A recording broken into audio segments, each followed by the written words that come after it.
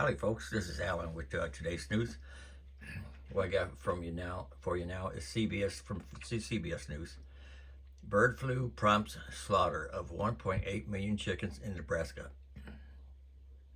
Nebraska horticulture officials say another 1.8 million chickens must be killed after bird flu was found on a farm, and the largest sign that the outbreak had been already prompted the slaughter of more than 50 million birds nationwide continues to spread. So chicken be going up, I guess.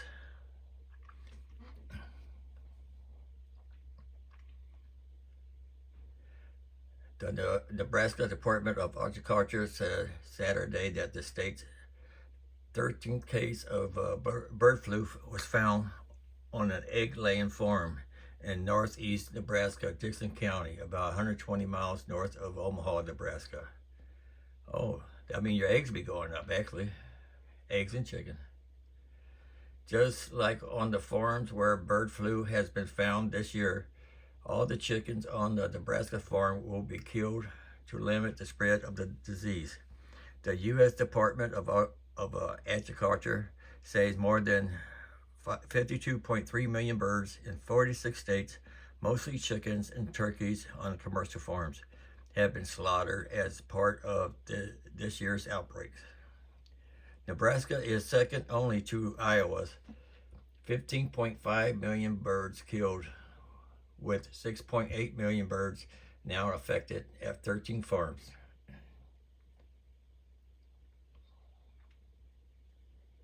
In most past bird flu outbreaks, the virus largely died off during the summer, but this year's version found a way to linger and started to make a resurgence this fall, with more than 6 million birds killed in September.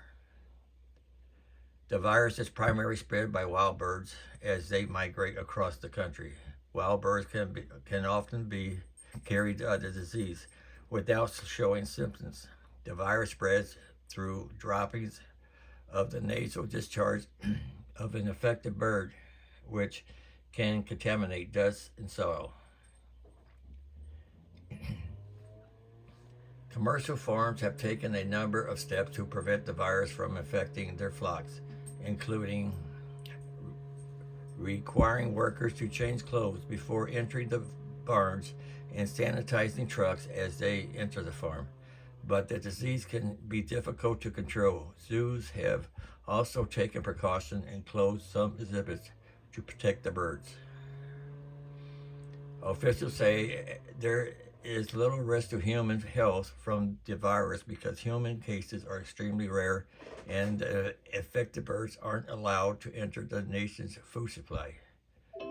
Plus, any viruses will be killed and properly cooking poultry to 165 degrees Fahrenheit. But the bird flu outbreak has contributed to the rising prices of chicken and turkeys, along with the soaring cost of feed and fuel. Sorry about my dogs, people. Okay, here one for you. Portland store shuts down. Posts blistering note on front door slamming rampant crime. City is in peril.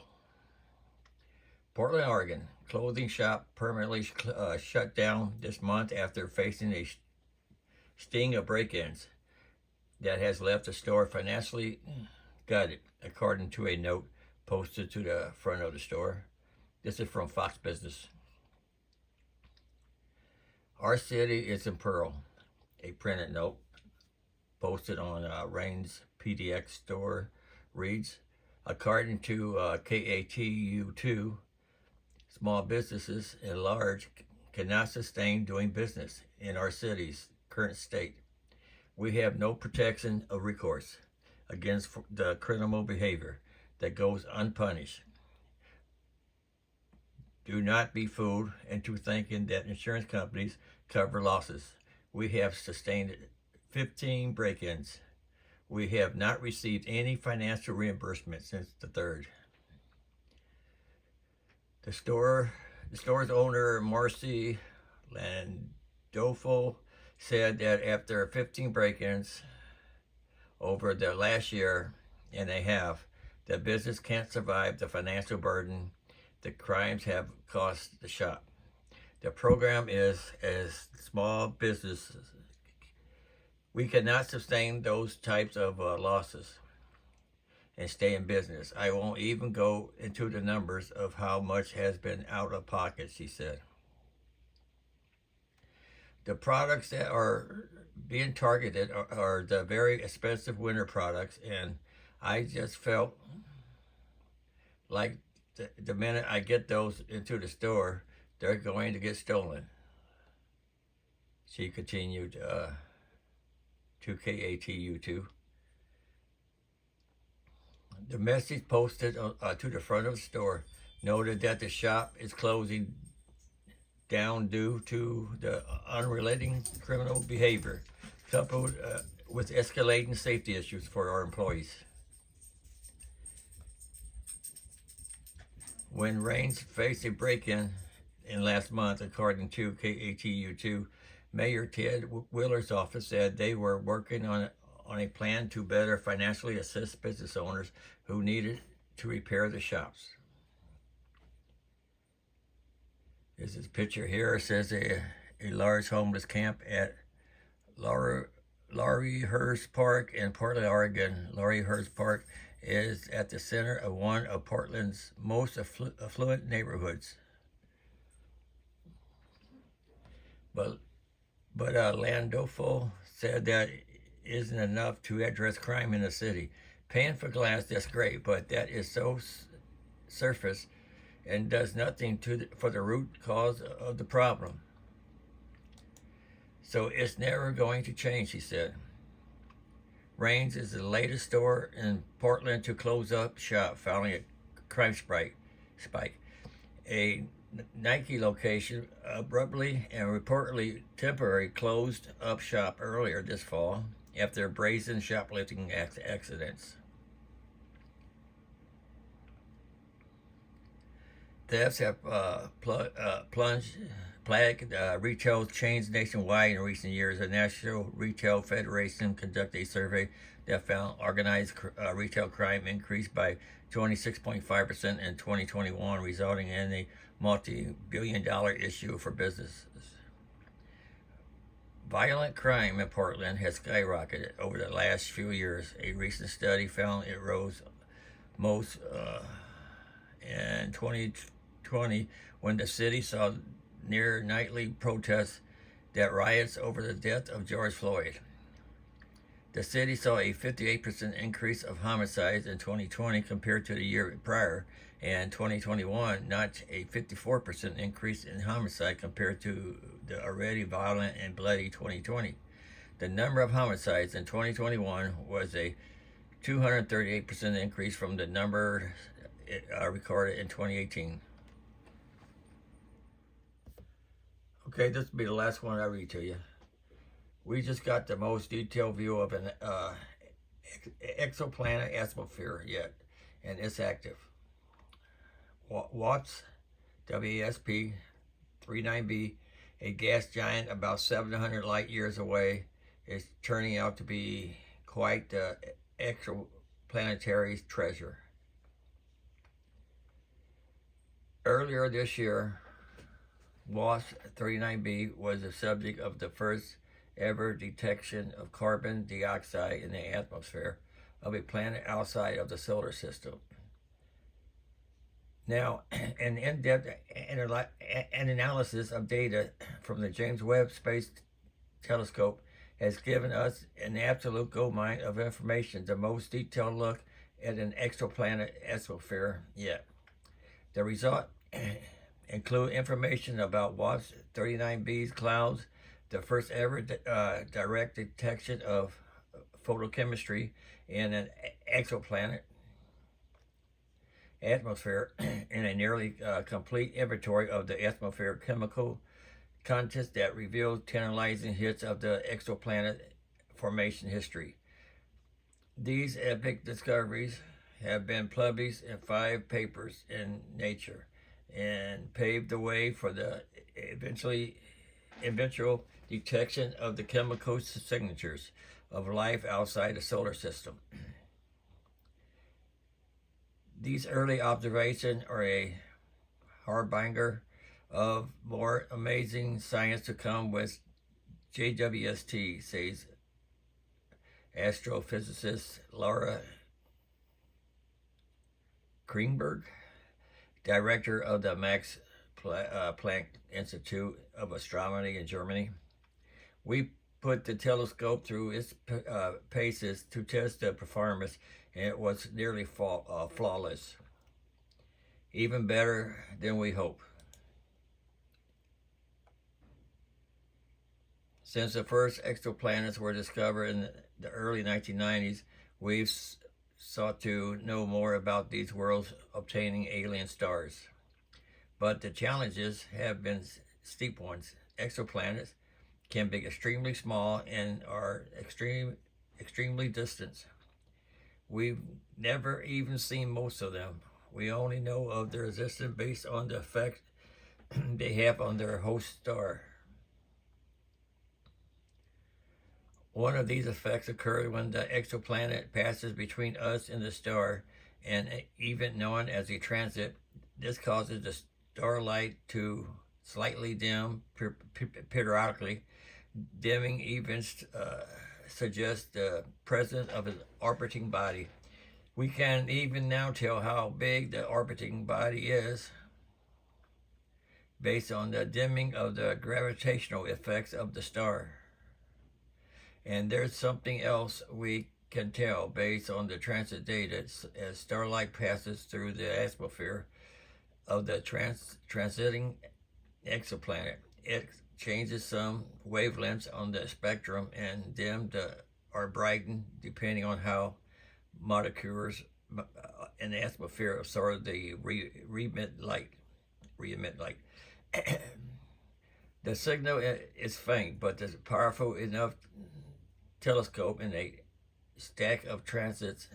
The change in absorption of the emission features in the spectrum can be decoded to determine the contents of an exoplanet atmosphere.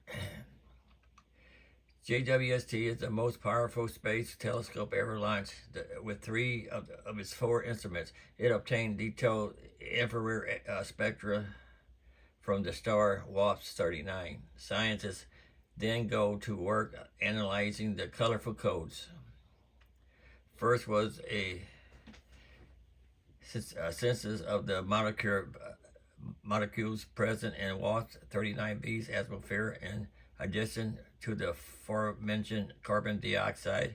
The researchers detected water vapor, sodium, and carbon monoxide.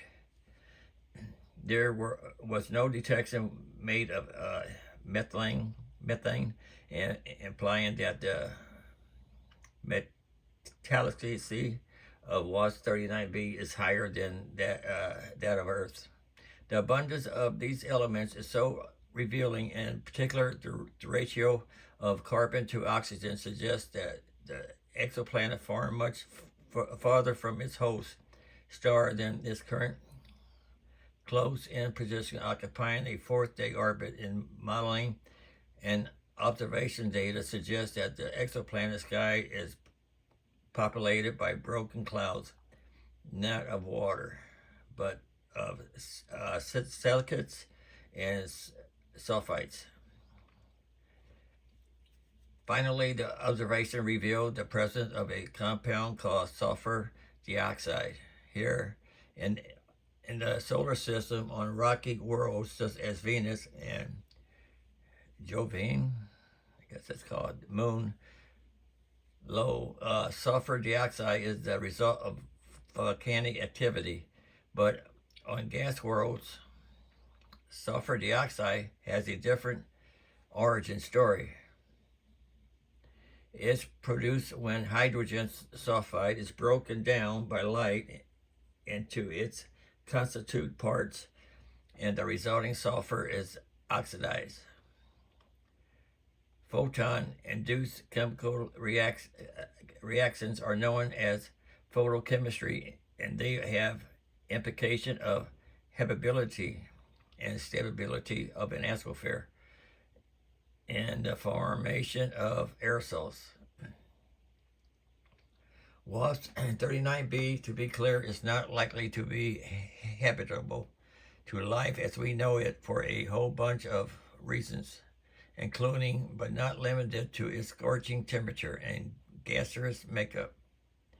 But the detection of the photochemistry is one that has implications for atmospheric studies of other worlds and understanding the evolution of WASP 39b itself. Planetary scientists have been gearing up for years for the insights into atmosphere just that JWST was expected to provide. With the first detailed exoplanet atmosphere and analysis, it seems that the Space Telescope is going to live up to its promise. In addition, the teams involved in this research are preparing documentation so other scientists can apply their techniques to future JWST exoplanet observations. We may not detect the signature of life in an exoplanet atmosphere with JWST. Perhaps an even more powerful telescope will be required to deliver that level of fine details. But with an analysis of WASP 39b, the discovery is feeling ever more tantalizing within grasp. Data like these, says astronomer Natalie Bataha of the University of California, Santa Cruz, are a game changer. Their research will be published in Nature and can be read in reprints here and here and here and here. I can click on those. So anyway, that's all I got for you today, folks. Don't forget to like, subscribe, comment, tell me how bad I am. And until next time, later.